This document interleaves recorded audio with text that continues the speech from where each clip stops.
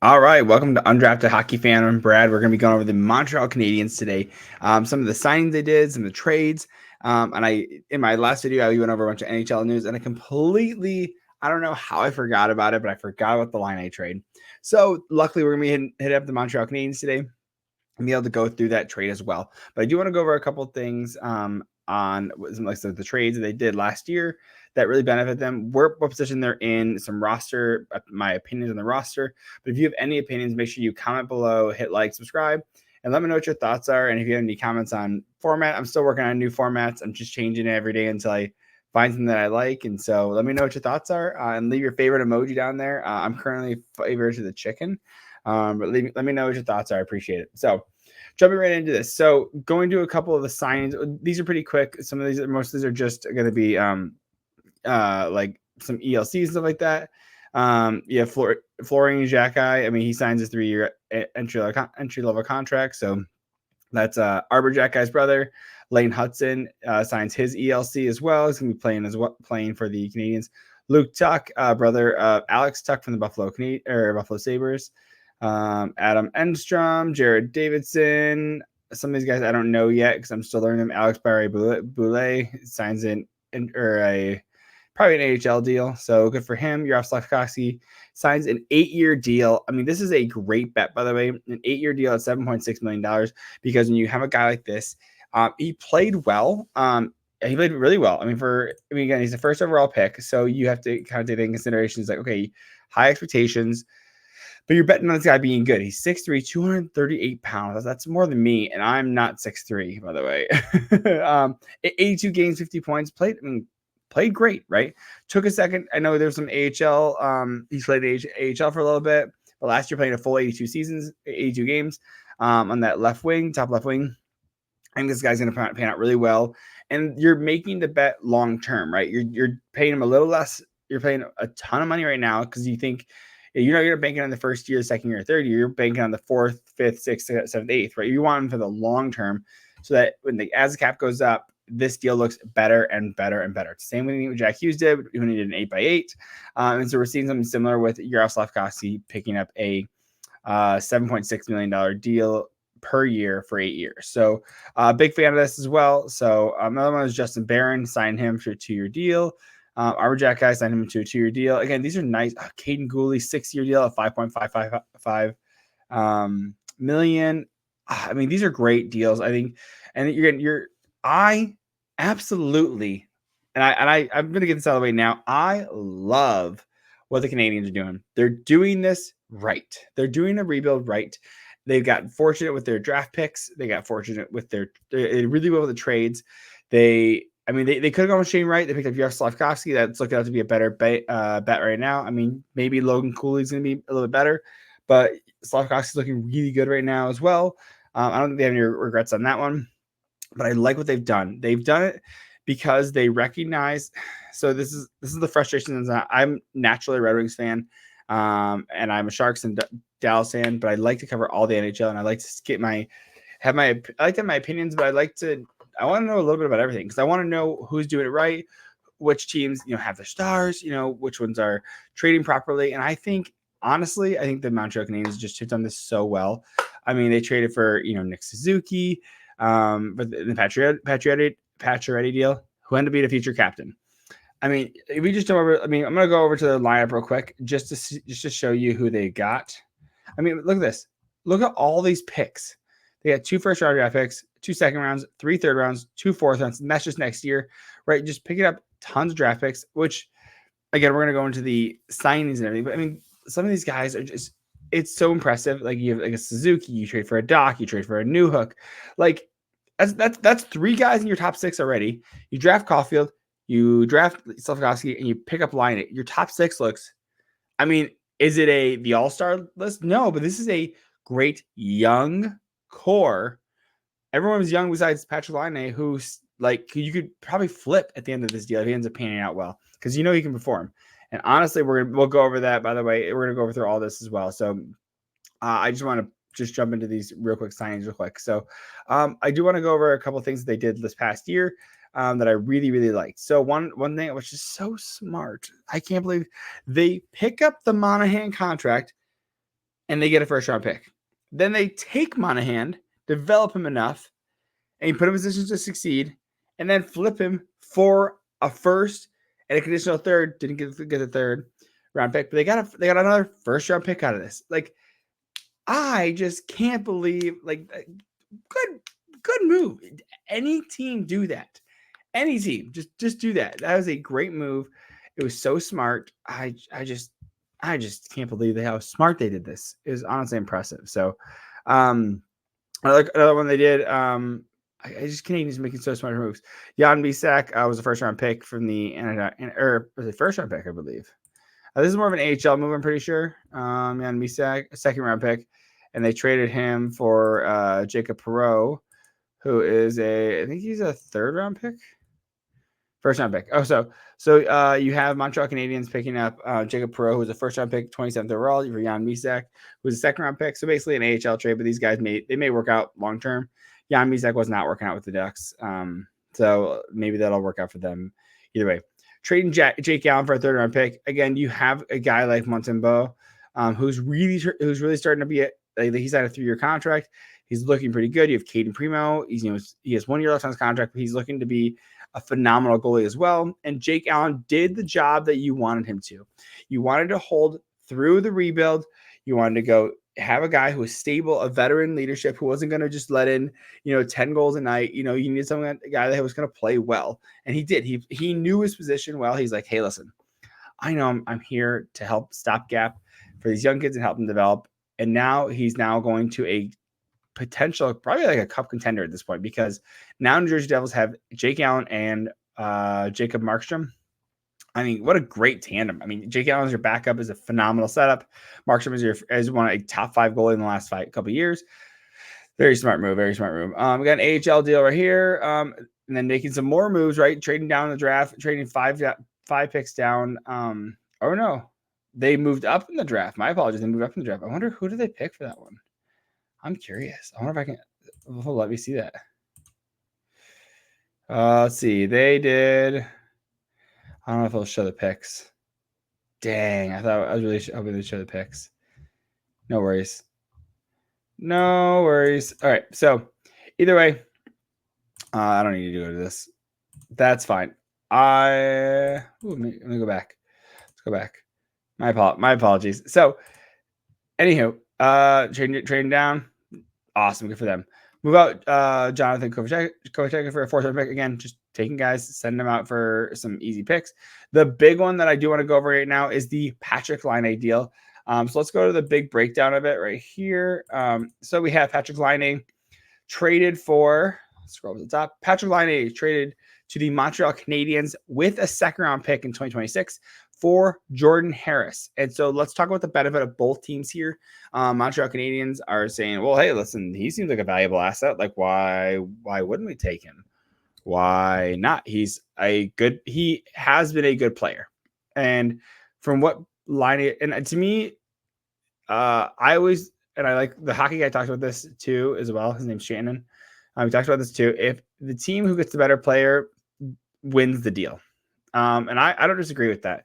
So you have a guy like Laine who had played 18 games last year, nine points. So he had 6 goals, 3 assists, and 9 points. So it was half point per game for a guy that was really struggling, right? And by the way, he had a 10-team to trade list. So, but he decided he'd go to the Canadiens. But if you look at this past couple of years, again, you're looking for rockstar numbers are, right here when you went to 82 points, or 82 games, 44 goals, 70 points. That was a rockstar season. 50-point drop, not as great, right? And then you go to the 19-20 season, 68 games, 63 points. That's awesome, right? So 28 goals. Again, is the sister going up a little bit more in this case? With the Blue Jackets, played in 2021, 45 games, 21 points. Not great. Then he goes really hot, point per game, 56 points in 56 games. Again, 52 points, 55 games. I mean, he could play well, but clearly this past year he was struggling. And that's, again, if you go to the link put down below, I have it to Patrick Laine's mental health foundation. So I believe in that. I've donated to that, and I believe mental health is going to be huge. Not going to be huge. I think it is huge, and you need to take care of yourself. And players are people too. And if your favorite team loses a player like him, sorry, health is a higher priority. And clearly, he thinks he can succeed with Montreal Canadiens, and that's amazing, awesome. Like, let him go and do his thing. Now, performance-wise, we're going to see it. I think you're going to see a huge jump. He's going to play second line minutes. And I think that's going to be great for him because it allows him to be a leader on the ice, and just, like, thrive in his role. And mind you, if he's got 2 years left. So Canadiens are the reason the Canadiens actually took on a second round pick as well, in 2026. The reason they took on a second round pick is because which, by the way, if Columbus is still a bottom 10 team, that's like a top 40 pick, right? So top 45ish pick, let's say. So with that, he has 2 years left. Mind you, let's say he does okay this year, and then next year he thrives. They could flip him for a pick and retain half a salary because they have 2 remaining spots open. The only one that they have currently be taken is by Jeff Petrie. They could take a part of his contract and flip him for a first round pick or something like that, for a pick if he performs well. If he wants to, he doesn't want to, if you get to keep him, like, good for you. You get a guy who scored 40 goals in the league. Like, that's going to be a great mentor for Cole Caulfield as well. I think he's going to thrive under Marty St. Louis. I genuinely think, I marked my words, Patrick Laine is going to be a 40 goal scorer over the next 2 years. One of these seasons, he's going to be a 40 goal scorer, and I cannot wait to be right on this one. I honestly think he might be a point per game. I think he can do 40-40. Maybe 45-35. Oh, maybe no. You never know. But then you're trading out your Montreal Canadiens again, picking up the better player, arguably. Second round pick. That's a great asset as well. Moving out Jordan Harris. Jordan Harris was an RFA. He's on his last year of his deal, so he's going to need a deal after this. But he's an RFA, so Columbus gets a guy under contract. Honestly, the left side of the Canadiens is getting a little bit tight, as we'll go over as well. So Jordan Harris is a good pickup. You're looking at a guy that, like, he's going to help. He's going to probably play third or second line minutes. You have Ivan Provorov for the Columbus Blue Jackets as well. If you go to the Columbus Blue Jackets, go into their full roster breakdown. Let's go to this. So, which, by the way, moving off all that cap space that the Columbus moved off of, they move off $8.7 million. Look at that. $15.9 million in projected cap space. That's crazy. They could take on so many contracts and get some good picks out of this and go through the rebuild properly, right? Then we go over again, going to the defense. I just want to show you real quick. So we got your left side's looking at Werenski, Provorov, Harris. And so that's not a bad thing. Provorov, again, he's got till 25, 26. So he's got one more year left. So no big deal. So then Harris can move up there after signing a contract and become the second line center at the end of this year. After this year. So they don't end up signing anybody. But Jordan Harris played well. I think he had, let's see what his points were. Go to his tab. He had 14 points in 56 games. Okay, so not bad. So he's fine. He's probably serves better as a third line guy anyways. So a third pair guy. But again, I like it. I think it was a great trade. I think it was smart for both teams because Columbus clearly, Laine needed to change the scenery, so Columbus had to move off him. Picking up, sending out only a second round pick, that's great because he was an $8.7 million cap hit. So you were going to take salary back in the first place, and by getting an actual, like, decent player in Jordan Harris, like, you get an actual NHL player. So the difference ended up being about $6 million. Still cost you only a second round pick, and we just saw Jake Wallman move for his he had $3.4 million. I think it was $3.4 million per year for 2 years, so like 6.8. And Red Wings had to train a second round pick to move that contract. So you're looking at, this is about the price plays about a second round pick. So I think it's a win-win for both teams. Again, Columbus with the cap space, if they utilize it properly, which they have to, by either picking up a bad contract, right, and taking back draft picks, or flipping guys, like, it just retaining salary on their guys. It's just they need to find a way to utilize that and weaponize the cap space, which is going to be huge for them. So I really like that trade. I think it It was so smart. It was so intelligent. I think whatever they're doing there is, I think is it Kevin? No, Kevin Adams, Buffalo. Who is it? Who's the GM? Who is the GM? Who is the GM of the? Come on, I gotta know this. Canadiens. Does anyone know? You gotta know. Team info. St. Louis. No, I can't find it. Anyways, St. Louis is head coach. God, why can't I think of it? Give me 10 seconds. Give me Kent Hughes. It was Kent Hughes. Sorry, I apologize.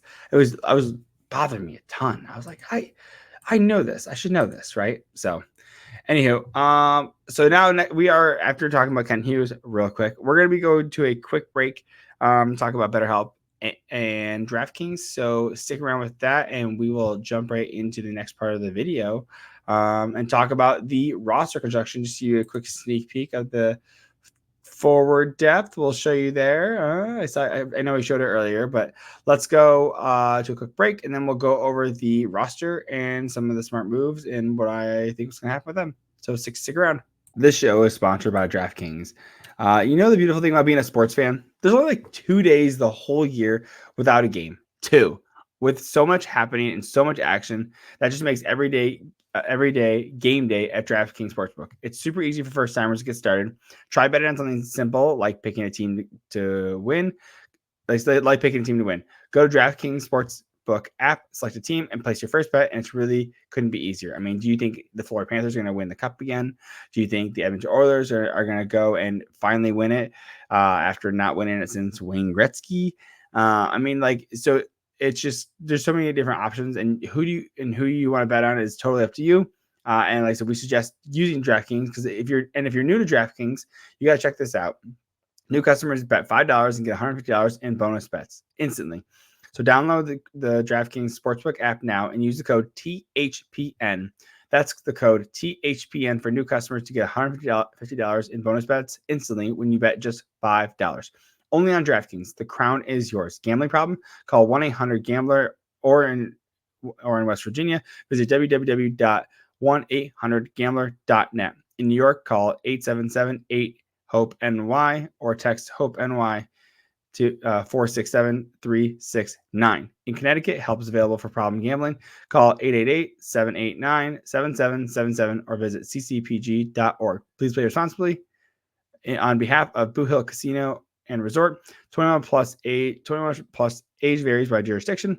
Bonus bets expire 168 hours after issuance. Deposit and eligibility restrictions apply. See terms and responsible gaming resources at dkng.co/base. This show is sponsored by BetterHelp. Ooh, let's get started. So, show is sponsored by BetterHelp. Kids are always learning and growing, but as adults, sometimes we lose our curiosity. What's something you like to learn? Gardening, a new language, or maybe it's time to finally beat your best friend in bowling. Therapy can help you reconnect with your sense of wonder, because your back to school era can come at any age. And if you're thinking about trying therapy, I mean, honestly, give BetterHelp a try, because it can help you through minor incidences, just kind of figuring out who you are, major crises in your life. I've done therapy as well. I think it's a great resource. And honestly, like I said, talking to a therapist has been so helpful for me and people that I'm in my circle. So again, if you're thinking about starting therapy, give BetterHelp a try. It's entirely online, designed to be convenient, flexible, and suitable to your schedule. Just fill out a brief questionnaire to get matched with a licensed therapist, and switch therapists at any time for no additional charge. Rediscover your curiosity with BetterHelp. Visit betterhelp.com/THPN today to get 10% off your first month. That's BetterHelp, HELP.com/THPN. And we're back. So we're going over the roster that we have set up here for the Montreal Canadiens. So again, we have a newly signed Yaroslav Slavkovsky playing on that left wing with Nick Suzuki and Cole Caulfield. I mean, what a dynamic line. I mean, how good was Cole Caulfield last year? I mean, he had to have been a monster. I mean, because he is, right? Like, St. Louis really got it out of him. Like it said, 28 points in 28 goals, 56 points. 65 points. Goodness gracious. Almost 0.8 points per game. I think that goes up. I think it honestly goes up with St. Louis because he's like, dude, just do your thing, man. Just let and these players are only going to get better as well. They're young players. Suzuki's, I mean, he's only Suzuki still has 6 years left. And I honestly like this internal cap they're doing, by the way. Suzuki is the 7.8, so it allows him to be like, hey, this is your cap. If you're a young guy, you're not going to beat the captain, which I think is smart because it allows you guys to be a little more cap control. I honestly want guys to make as much money as they can, but I understand that it's just there's not always the option because of the cap space. So Nick Suzuki put up 82 points or 80 in 82 games, 77 points, a 0.94. I mean, honestly, he's practically a point per game. So what a phenomenal like top line. You have Slafkovsky who's going to continue to break out and just continue to get better. And now we move Josh Anderson down again. That's maybe one of those contracts that I bet Canadians could have gotten off of, but I don't think that they were willing to take on. But this may be later. Like this is hey, we tried to throw in Josh Anderson as well. I think he has a modified no trade. So I don't know if yeah, that's what the little lock means. So if you go down here on Puckpedia, by the way, big fan of Puckpedia. If you have not used it, actually no, the key's up here. The key right here is right here, modified no trade right here. So yeah, Josh Anderson has a modified no trade. So I'm curious on what that is. It may block him from going to Columbus. We'll see. But I mean, you're looking at these guys who, I mean, this is such a great lineup. And again, I talked about this earlier. You have drafted, traded for, drafted, traded for, traded for, traded for. By the way, they traded for all these first round picks. They traded Suzuki. What was the Suzuki trade? I don't remember. I think let me see what because it had to been. It was like I remember being like, holy smokes, that was a wild trade. Because I know they traded. I think it was Pacioretty was the original. I think that was the original trade. Let's see if I can find it. It's gonna take me a minute, but I think it was a huge deal. Let's see. Assigned to the. Oh no, this is way too long ago. I don't think I could find it. Dang, bummer. No worries. But either way, Suzuki was traded. I think it was in the Pacioretty deal, I believe. So again, you're getting the first round. By the way, also first round pick, first round pick, first round pick, first round pick, first round pick, second overall first round pick. So you're getting all these guys. Like your top six is fish full of guys that are in the draft in the first round. So clearly they were highly touted. I mean, this is cool, man. It's just the Canadians are gonna do it. They're gonna win a cup, dude. That's the most frustrating thing is the way the Canadians are definitely gonna win a cup. And they honestly don't need anymore. I think they have 24 is what I saw up here earlier. I scrolled up. Let me see. How does it show here? Dang it. But no, I think it shows it on the other page. Yeah, right here. Let me show this. Montreal Canadiens. So most of them list out the years, like for other teams. Montreal has the most cups, by the way, and it just listed out all these years. Dude, it's just it's insane, honestly. By the way, good for Canadiens fans. I'm jealous. I'll be honest. I'm jealous. One of my friends has 4 Canadiens jerseys, and I'm annoyed at her. I'm annoyed because she has some really cool jerseys. So, but Canadiens also like they have all these a great top 6, a great developing top 6. Again, this is still a development year for them, and the projected cap space because of the Carey Price injury. Is looking at almost $8.5 million. So call it 8.4. I mean, you can do a ton of that. You can take on a Monahan type of deal, right? Bringing these guys in and have them. I mean, just you could do anything with that. Like you could just take on bad deals again. So that's why I think they keep the Josh Anderson deal in this case. So, but we'll see. Brendan Gallagher, you have. I mean, Dvorak, you can flip him. He's a middle line or last year of this. You can flip Dvorak. I mean, your bottom 6 is fine. Oh, they do have Alex Barré-Boulet. You're going to play on the bottom line. But again, you have Pezzetta, you have Waugh, or Josh Roy, not Waugh. One of the two. Roy Waugh. I think, honestly, because he's on the Canadiens, I'm going to go Waugh because, they like their Waughs. So that's a reference. If you're not a Canadian fan, by the way, they had Patrick Waugh, and then they traded him to the Avalanche. And that's when he won another cup. He won 2 cups with the Canadiens. And then went off to the Avalanche and won 2 more cups. So, I mean, there's a lot you can do this bottom of the lineup, right? You can trade Joel Armia, Jake Evans, later Dvorak. I mean, any of these guys you can just flip them if you wanted to. So There's a lot of good movement, but again, you're solidifying your top six and just letting them develop, letting them cook. And then I think it's smart to, Alex Newhook was projected as a center, but I think the left wings needs to be serving him better. Which is totally okay. Totally okay. Let him play on the left side. Doc, and then by the way, also you have a left-handed Alex Newhook and a right-handed Doc. So depending on the face-off circle, you could have them take their respective draws. I mean, you can probably do that with Slav as well. But I think this is smart. I mean, they're so well done. Honestly, I'm just so jealous because they're just doing it so well, and they have 2 first-round draft picks this year. Two. And also they just drafted this other guy, this crazy in the second round, Lane Hudson, who just is honestly drafted in the second round. Honestly, could probably go top 5 in his draft year. I think he was drafted in 2023. I want to say 2023. It's just so good. Honestly, just so good. He played with Boston College too. You have Mike Matheson, probably paid. I think he did. How well did he do? Let's see. Mike Matheson. He's 30 years old, 62 points in 82 games. I mean, that's awesome. I didn't know he was that good. Again, another first round draft pick. I mean, just Canadians are just doing this so smart. Locking up Caden Gooley as well. So smart. David Savard, I think maybe they'll flip him or keep him. I don't know. He's a little bit older. I think he's in his 30s as well. Yeah, 33 years old. So Lane Hudson is going to learn so much from David Savard as well. Again, Arbor Jack Guy and Justin Barron taking at the bottom. Jaden Struble. I mean, like, you got a ton of great guys.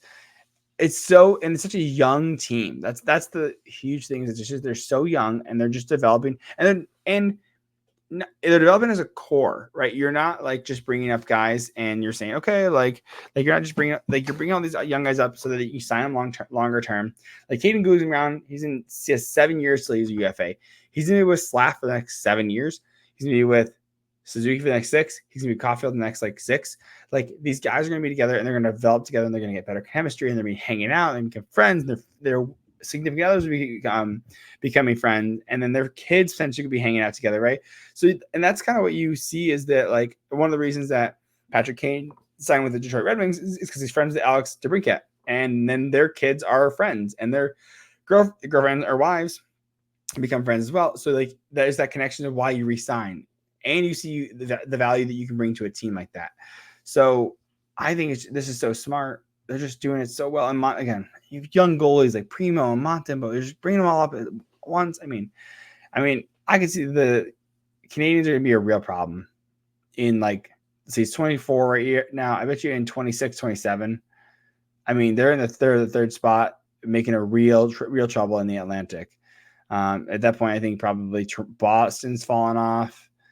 Probably Tampa's falling off. And you get, like, it could be Detroit, it could be Buffalo, it could be, because Florida's going to be a monster. Toronto will still be good.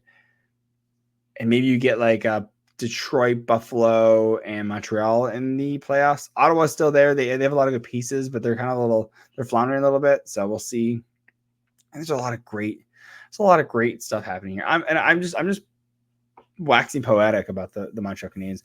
Again, they just did a phenomenal job, and it's chef's kiss. And again, they can utilize, let's say they want to upgrade maybe they want to go for it. They can trade these first round picks.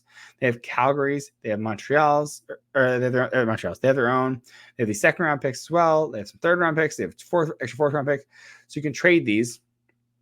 But also they have the $8.4 million so they can weaponize their cap space. So not only do they have draft picks that they want to pick up players, they also have cap space that they can pick up players, and they have more draft picks that they can also trade for other players. Like, there's just so much good happening here, and I'm honestly just very proud of the Montreal Canadiens. It's like, it's one of those teams that you want to hate, like, because the Montreal Canadiens have won so much, 24 Stanley Cups.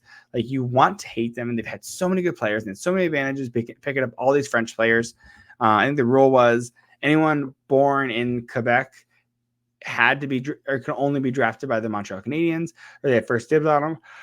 So you had so many good players come out of there, and so that's why they won so much. And they built so many good teams. I mean, Rocket Richard. Like, I mean, there's so many good players that come out of this organization, and you're like, do they need to win again?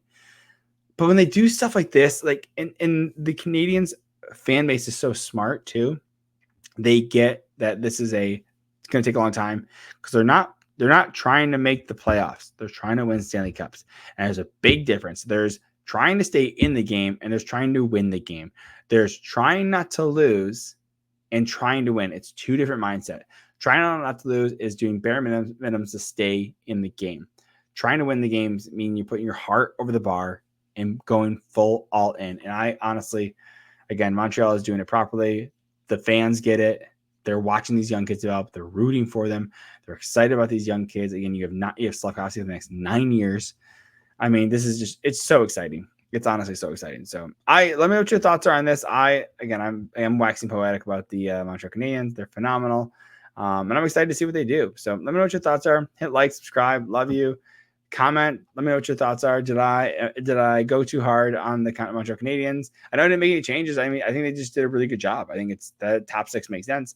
Bottom 6, you can kind of move some things around if you want to, but overall, like, it could change. It could change, but it's not going to be a huge difference to the roster. You're not going to be like, oh, go from like a non-playoff team to a playoff team by moving around the bottom 6. But there's so many options they can do. I think it's just so exciting. So let me know if you're a Montreal Canadiens fan, what I did wrong, what stupid things did I say. Tell me my bad opinions. Tell me I'm wrong. I'd love to hear what I'm wrong because I don't live in Quebec. All right. So let me know what your thoughts are. Hit like, subscribe. Love you. And back soon. Bye.